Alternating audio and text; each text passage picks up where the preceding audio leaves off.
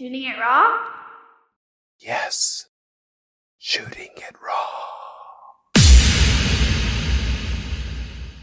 Aww, Celeste. Oh, it must be my dog. I'm guessing it's my dog. Yeah, so I think his name is Seamus? Her name is Samus. If you're a video game player, she's named after Samus Aran, originally in Metroid. Yes. Okay. So the photo is, it's hard to know because the angle's a little bit askew. So first of all, somebody's holding on to the dog kindly. That's me. Okay, you're holding on to that. So what kind of dog is this? She's a mix. She's mostly a Walker Coonhound. Nice. Mm-hmm. On below her feet it's like a my doormat. Yeah. Hope you like dogs. You're just outside your house. It's probably summer in DC. Maybe there's a plant. There's just a little plant. Could be a fig tree. You're wearing this nice blue dress. The dog, like Samus, is looking up at the photographer with a nice sort of view, but almost saying like, "What? Why? What?" Okay, so take it away. So this has so many things that I love in it. Mostly my dog, who is just the sweetest in the whole world. She is 7 years old. We rescued her from a shelter in Macon, Georgia, and she was going to be put. She was going to be put down that day. Wow. She already, and it says, "Hope you like dogs," because then don't come in. If you don't like dogs, it's not probably not right. How many dogs do you have in your house? I only have one, but when we bought this house, the dog across the street, who's named Chaco, she and Samus bonded immediately, and they are a bonded pair now. They are best friends. So I often have two. Okay. The plant that you see is my pepper plant. I mean, I live on the East Coast of the U.S., but I grew up in Los Angeles. So in my cooking, I use a lot of different kind of peppers, and they don't always have them in the store here. So I have to grow them. What kind of pepper is it? I think that's a poblano pepper. It may be an ancho. Anyhow, I always have a whole bunch of pepper plants every summer. If you could see around me, I have 5 dogs in the house, and I have 4 cats. So So you get it. I get it. Yeah, she's my heart. How do we convey the tragedy of a dog? The tragedy of a dog's life. Oh, you mean because it's short? Yeah. That's a hard lesson. So, for example, my daughter's 11, and she's already lived through the death of about 4 of our animals. And they're all companion animals. They're all beloved pets.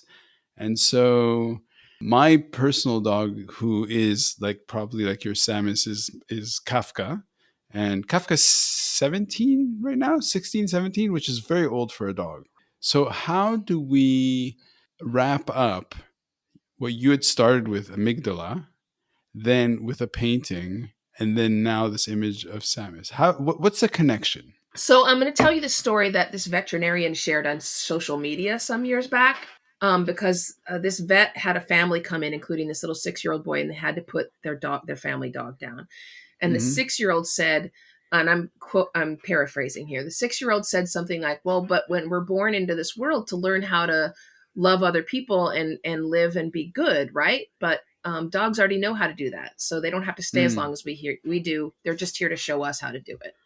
And I feel like there's such an incredible core of truth to that. You know, compared to other animals, we live a very short life. We do live a very short life.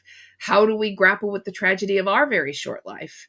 You live, earlier you referred to making the most of every moment. That's what you do. And think about how well a dog does that.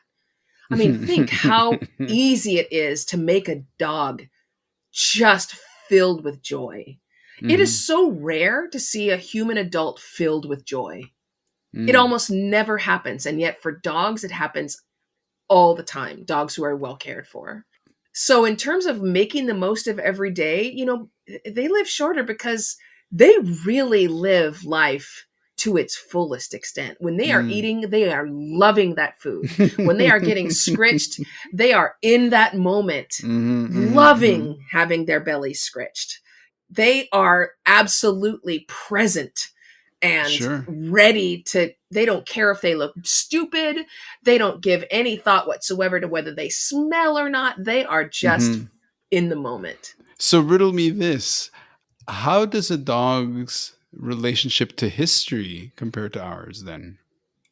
So, the more scientists are able to study this, the more we are able to extend our reliance on dogs further and further back in our history.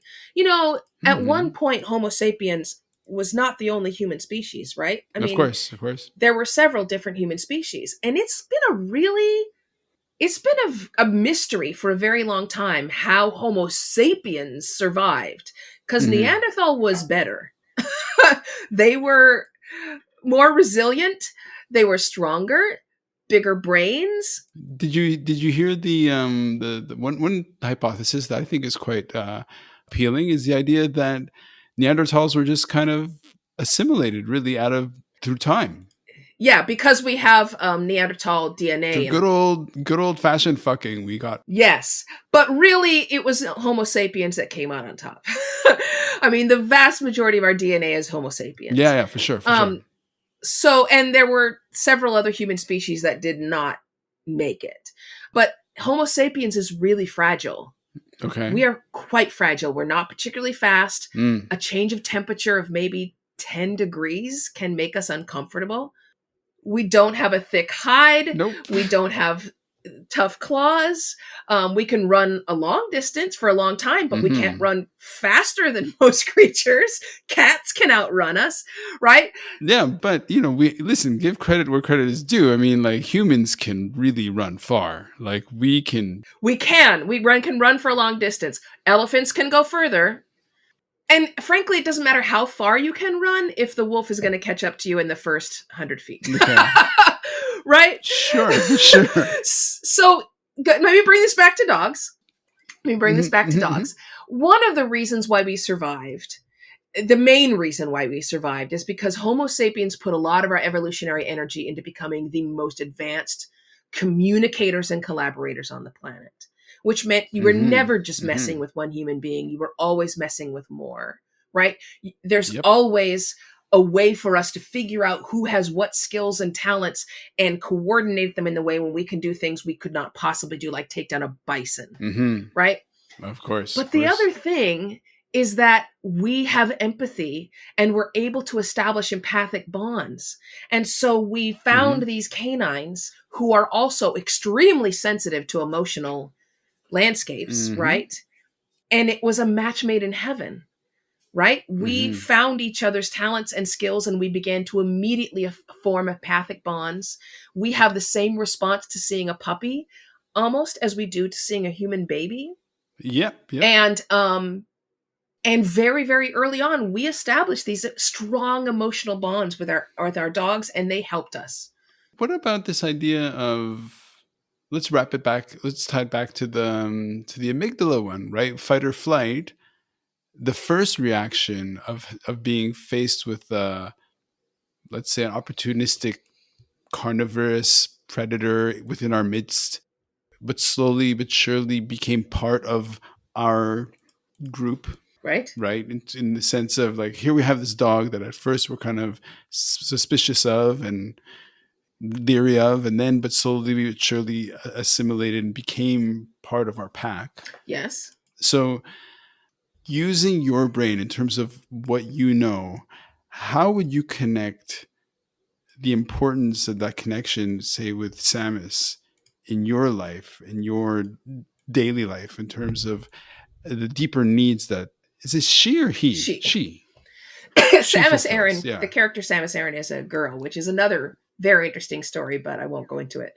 So dogs are so have evolved along with us, and they have Mm-hmm. evolved in ways to meet our needs Mm-hmm. so efficiently that if I'm having a tough day and I come home and start scritching my dog, yeah, that's making my dog feel good, but it's also lowering my cortisol level and Yep. lowering my heart rate and lowering my stress. We Mm-hmm. have evolved together through a communication that did never required language.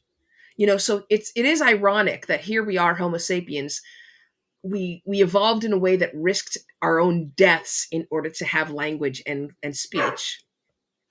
By which I Hmm. mean that in order to Right on yeah, cue. yeah, sorry about that. In order to articulate That's well, great. our larynx had to move further down our throat, which is the reason why we sometimes choke, you know. Hmm. So this language that has been just crucial and a survival skill for us, and yet our greatest friend has no shared language with us. But they do have a shared language. They have an emotional and social language that we share. Mm. Mm. Um, The yeah. semiotician in me would say that we share a lot by way of language in terms of the meaning that we ascribe to a dog's look. Like in this photograph where she's looking, I mean, it's funny because this image is very meaningful for you because you chose it and you curated it. And the expression is like, it's really funny because within the photo, the, it's like her like what is she telegraphing to the photographer? You mean like if that is a symbol, if she is actually using a kind of visual language, or you're projecting that in terms of why you chose this image, what is she communicating? So for me, she has a slight smile on her face. Samus is, like I said, mostly Walker Coonhound, but she Okay. has a little bit of Pibble in her. And Pibbles are famous for their smiles. They're those dogs with the big, broad smiles. And Ah, she okay. has just enough in her that she smiles. Hmm. This, when I look at this is this is my dog smiling. Like she is content. And this is like, welcome to my house. Hmm. Like I hope she you like dogs. yep, hope you like dogs because this is my house. Like she knows she is a crucial part of this family. She knows her Yeah, place in this family. She is secure in it.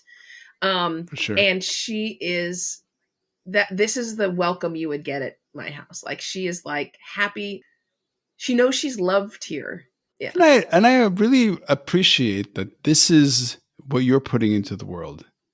You mean like you're telling to the world, hey everyone, like if you want to learn how my brain functions, you have to accept that the guardian to the gateway, to the doorway to come in, is this being who is going to, you kind of have to go through her first. Probably try to Okay. lick you. Probably.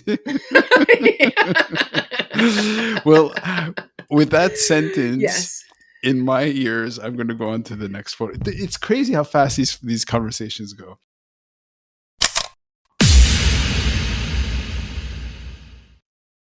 So, is life really a gift? Really? Can you make every second count? That's the whole point of the podcast. So, if you like what you've seen and you're inspired, because that really is my mission, then please give it a like, subscribe, and share. Shooting it raw?